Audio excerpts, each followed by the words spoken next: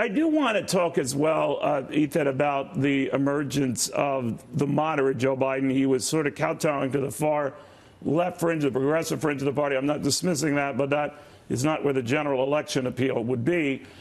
Even with his student loan plan, he's not calling for student loan across the board forgiveness or that it all to be paid for by Uncle Sam down to college educations themselves.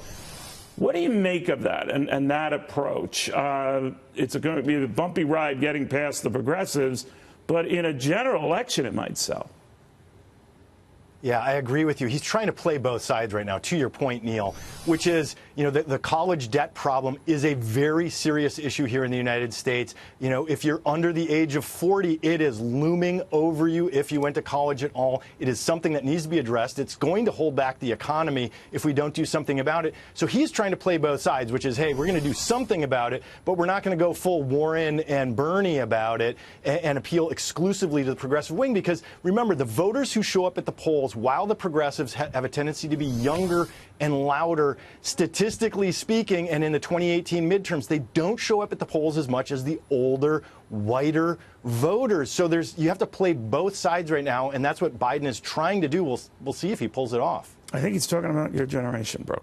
We often are talking about my generation. Right. I mean, it's just drizzle and you stay home. Right? Yeah, I think that a lot of millennials, especially younger millennials, tend to be very vocal about their political beliefs. Again, like getting them out of the house on voting day is sometimes a little bit difficult. But talking about Joe Biden's education plan specifically, I really like it. I went to a community college myself, and his plan is very focused on getting people into vocational education, trade schools, community colleges, and helping people who are actually lower income working class. And I think even more so than the student debt cancellation of Warren and Bernie's plans. And so, do young people recoil at, here, we're going to give you all this stuff?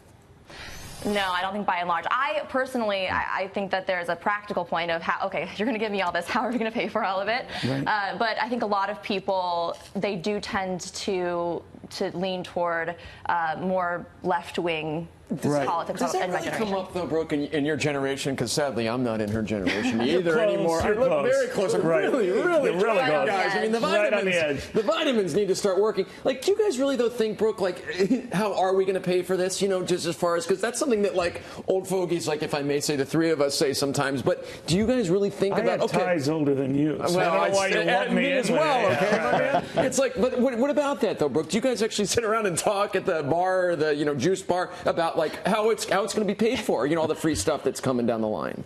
Well, there's cereal bars now. That's where we all go. Yeah, such a dork. I think they dispense with candy bars, I guess. No, you just fill a bowl of cereal. Got it. Understood. It's like a milkshake booth. Sure. No, I think that a lot of people in my generation, they see it as, oh, well, it'll just come out of the military budget, or the details aren't as important to them as the overall idea of what it could be. And I would appeal to people more.